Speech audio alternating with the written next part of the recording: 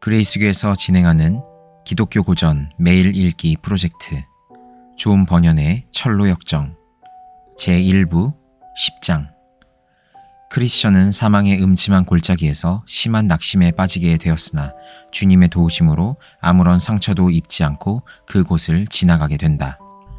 내가 꿈속에서 보니 크리스천이 사망의 음침한 골짜기에 경계선 근처에 도달했을 때 빠른 걸음으로 마주 다가오는 두 사람을 만나게 되었다. 그들은 살기 좋은 천국에 대해서 나쁜 소문을 퍼뜨리는 악한 사람들의 자손들로서 서둘러 돌아가고 있는 중이었는데, 크리스천은 그들에게 다가서서 말을 걸었다. 어디로 가시는 길입니까? 두 사나이가 얘기했다. 돌아가는 중이요. 돌아가는 중이란 말입니다. 당신도 생명과 평화를 귀중하게 여기신다면 지금이라도 어서 돌아가시오. 크리스천이 대답했다. 왜요? 도대체 무슨 일입니까? 두 사나이가 대답했다. 무슨 일이냐고요? 우리는 당신이 지금 걷고 있는 이 길을 갈 수 있는 데까지 가보았지요.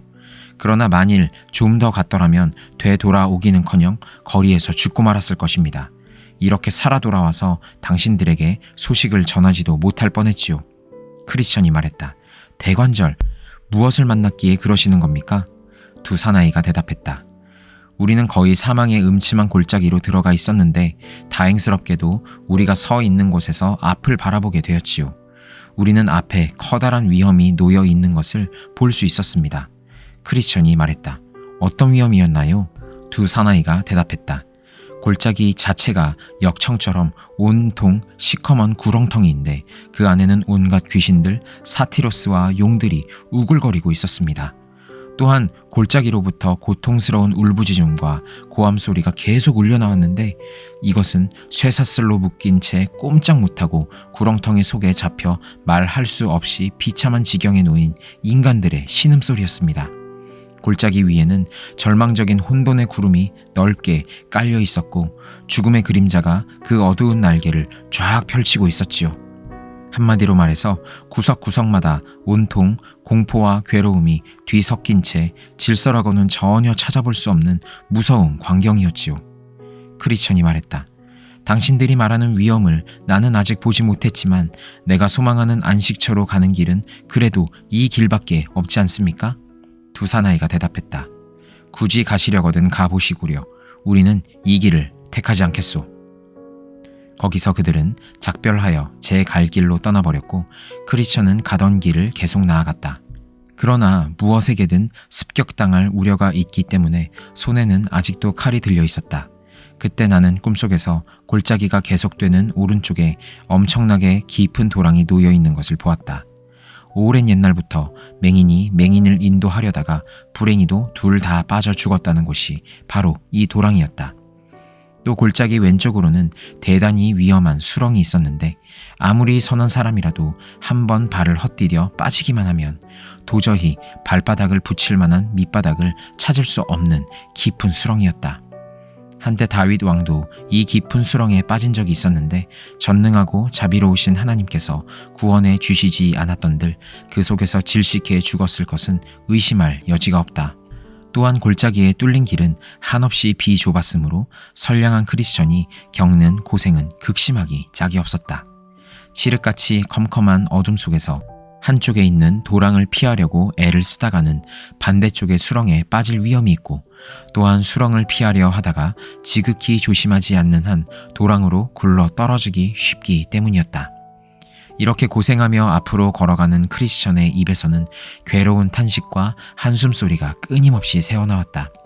이미 위에서 말한 여러 가지 위험 이외에도 컴컴한 어둠 속에서 좁은 길로 걸어가자니 한 발짝 한 발짝 디딜 때마다 어디를 또 무엇을 디뎌야 할지 종 잡을 수 없어서 몹시 딱하고 두려운 처지였다.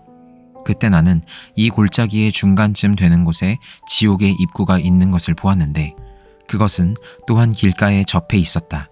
그것을 본 크리스천은 나는 이제 어쩌면 좋을까 하고 생각했다. 무시무시한 소음과 함께 번쩍번쩍 불꽃을 튀기면서 연기와 화염이 쏟아져 나오는데 이러한 위험은 아까 아볼로온의 경우와는 달리 크리스천의 칼을 두려워하지 않는 위험이었다.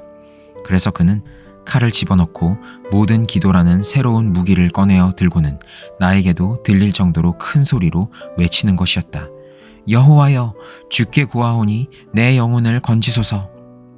이렇게 기도를 드리며 한참 동안이나 계속 걸어갔지만 불길은 끊임없이 그를 향해 달려들었고 처량한 목소리와 음산한 소음들이 여기저기서 그를 괴롭혔으므로 때때로 크리스천은 이렇게 계속 나아가다가는 그의 몸이 갈갈이 찢기거나 길 위의 진흙처럼 짓밟히지나 않을까 하는 생각이 들었다.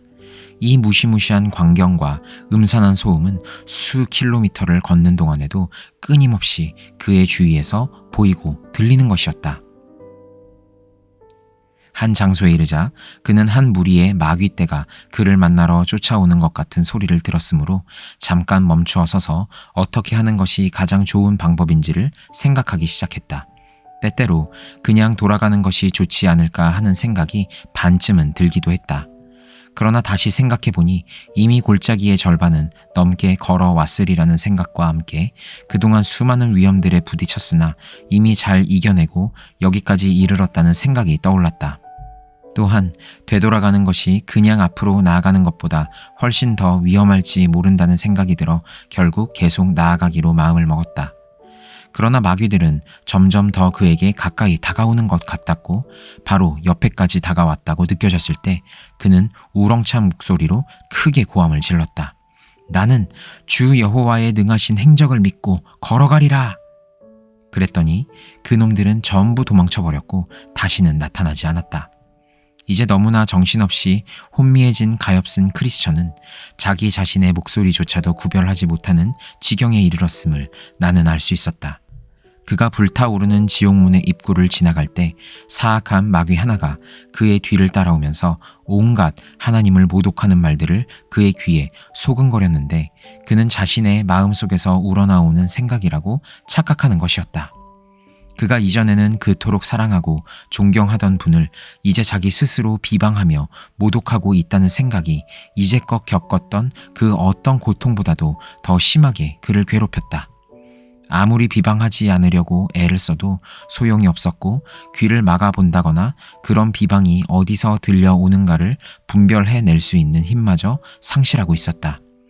이처럼 아무런 위안도 얻을 수 없는 답답하고 울적한 마음으로 꽤 오랜 시간을 걸어가고 있을 때 그는 앞서가는 어떤 사람이 내가 사망의 음침한 골짜기로 다닐지라도 해를 두려워하지 않을 것은 주께서 나와 함께 하심이라 하고 외치는 소리를 들은 것 같았다. 이 소리를 들은 크리스천은 몹시 반갑고 즐거웠는데 그 이유는 이러했다.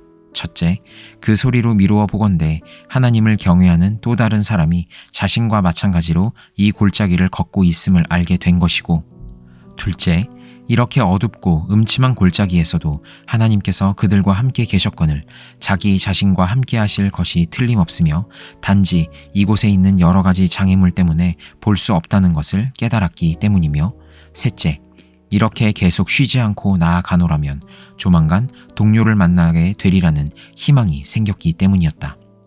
그리하여 그는 계속 걸어가면서 앞서가는 사람을 불렀으나 그 사람 역시 자기 혼자만 길을 가고 있다고 생각했음인지 어떻게 대답해야 할지를 모르는 것 같았다.